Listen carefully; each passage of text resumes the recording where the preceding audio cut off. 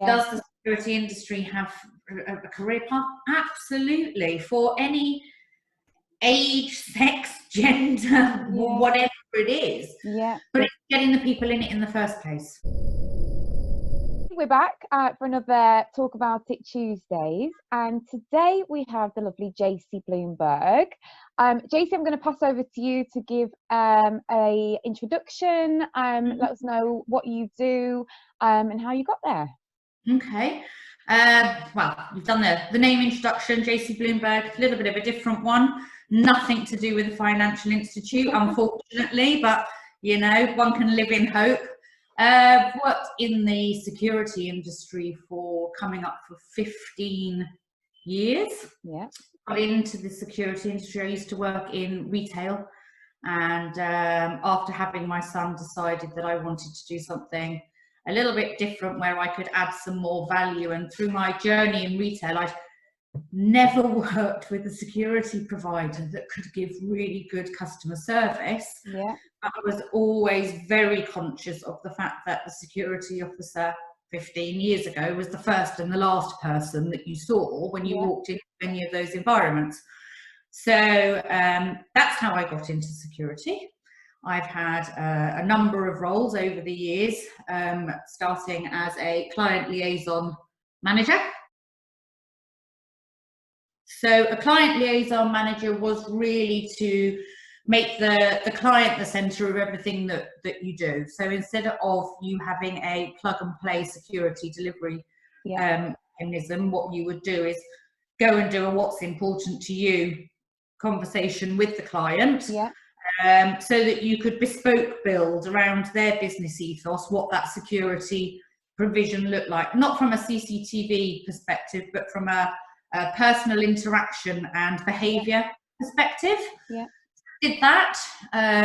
Then I was a global projects manager for the same company, similar role, but basically delivering the same ethos, so that the same with a McDonald's chain, you know what you're going to get whether you go to a McDonald's in Spain, in the UK, the US. A few little variances, but fundamentally it's the same. It was my job to work with global brands so that their security provision from a people interaction and behavior perspective was the same in Spain as in Hong Kong for that brand, because the brand doesn't change.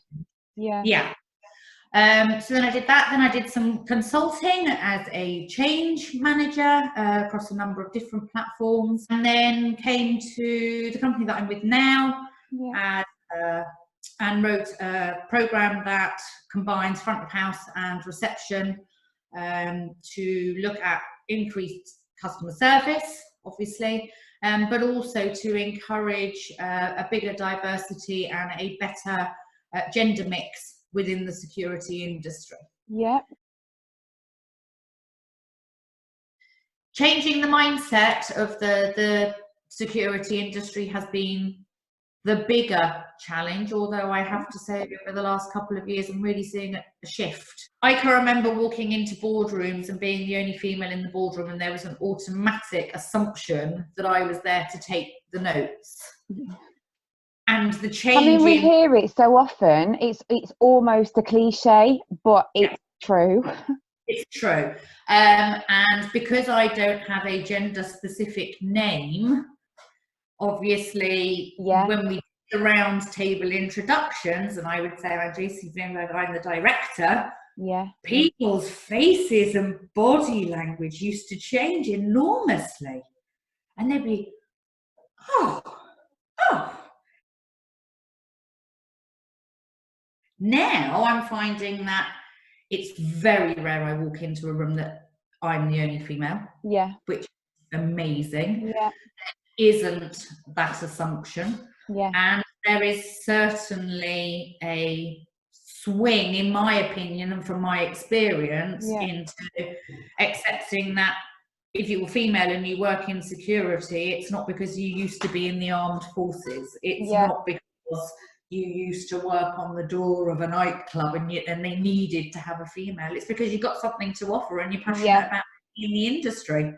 And you know, it's only getting better because there's women like you that have been pushing for so long, and you know, have had the strength to just keep going in what has been a very, you know, male dominated area.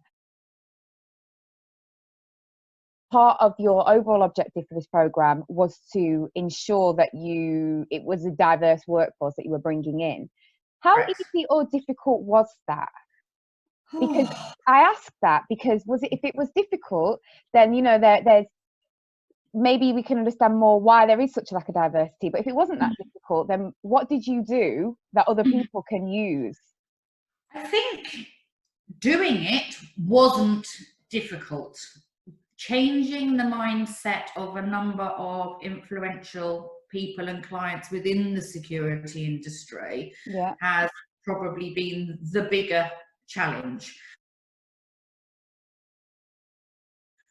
Some of the key things that we do when we're doing interviewing, for example, is people that have never had security experience before. We'll have a conversation with them about their previous history, and what we'll do, or what I will do, is pluck out where the synergies between their old job. So you could work in retail, but you open and shut the store, that's security. You cash up, that's security. You do a stock take, that's security. And all of a sudden you get these light bulb moments from these candidates. All these transferable skills that they've got. Oh my God, working in security is not so bad after all. The security industry is growing. I mean, you know, 10 years ago, you didn't have people that worked in cybersecurity. It didn't even exist. Yeah, exactly. Now there's thousands and thousands of people that work in cybersecurity or and it's true.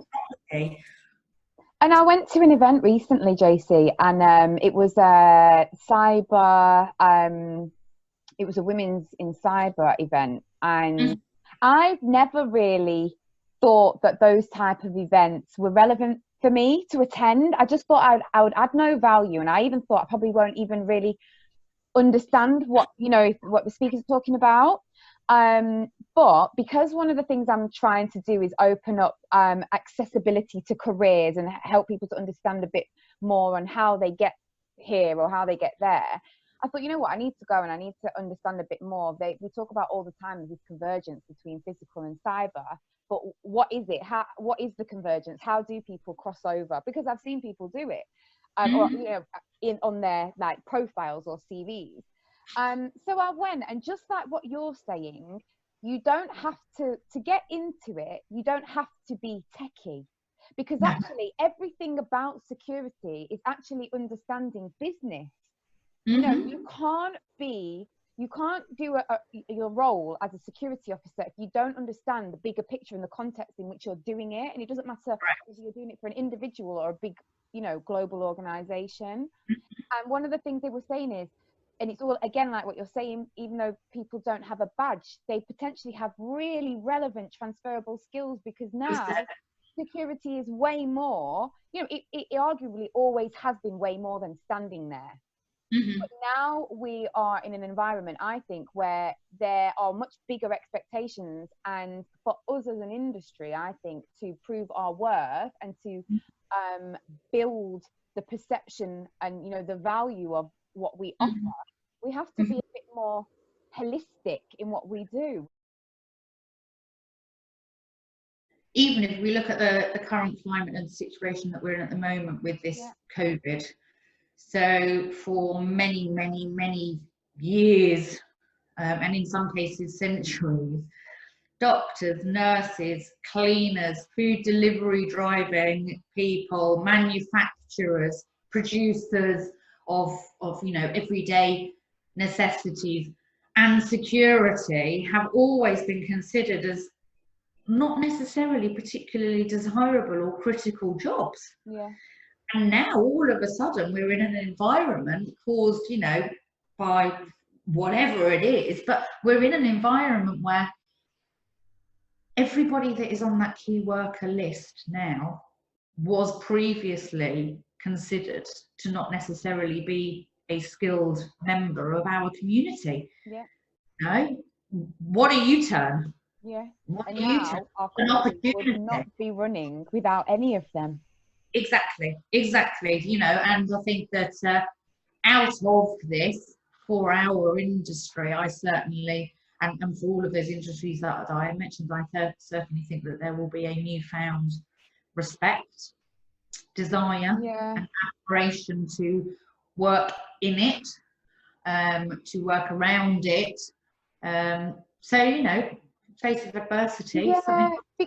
sense of it. And I've had a few conversations about this, about how this whole incident will hopefully help us as an industry, you know, sort of take our place at the table.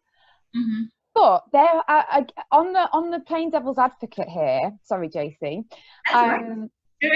there have been incidences. Someone I spoke to this week was talking about how after the Paris attacks, there was a huge sort of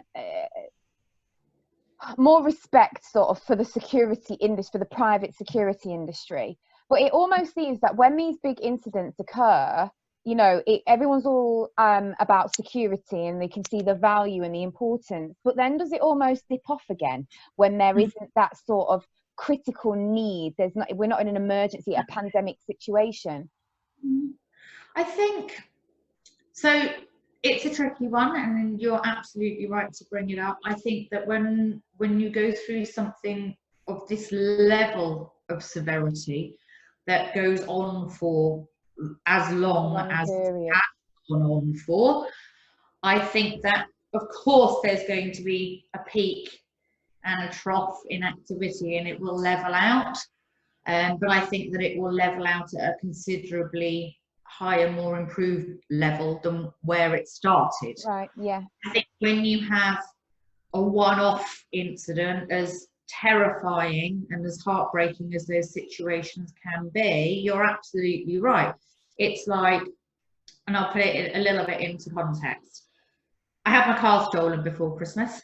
Oh. I've never had a car stolen in my life before. Me neither. I think I wonder just where it was for a moment. When I had my new car delivered, after the insurance claim had gone through, I was so careful with where I put my keys, and whether the keys were in the pouch, and whether or not I double locked it when it was outside of the And that probably lasted for a little while, and then all of a sudden I go back to old habits. Because it's a one-off explosion of emotion, if you like. This sustained position where we're having to reevaluate the way we think, the way that we behave, the way we talk, the way we communicate, and we're not doing it for a day, 2 days, 3 days, or a day, a week. This is months of change. Months of changed behaviour. Different behaviour. And I think possibly one thing, just as you're speaking, it was a really good analogy. And I think what we have to make sure then is that all our frontline security and all the companies that are managing the frontline security that are now even more visible in a sense, because there's only a very limited amount of places that are open, and most of those places have frontline security. And those people now are actually, you know, because all the management consultancy level are behind closed doors. So, but for the actual public, you know, our frontline security are the face of safety throughout this whole pandemic. And I think for me, it's like the fourth emergency service. And I think it's really important that they understand that.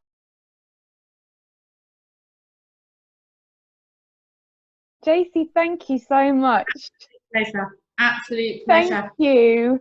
It's just, it was, it's just so good to get different people's perspectives, and you know, we're all talking about similar topics, but everybody has a different way of putting it, and I just think it's really helpful. So thank you so much.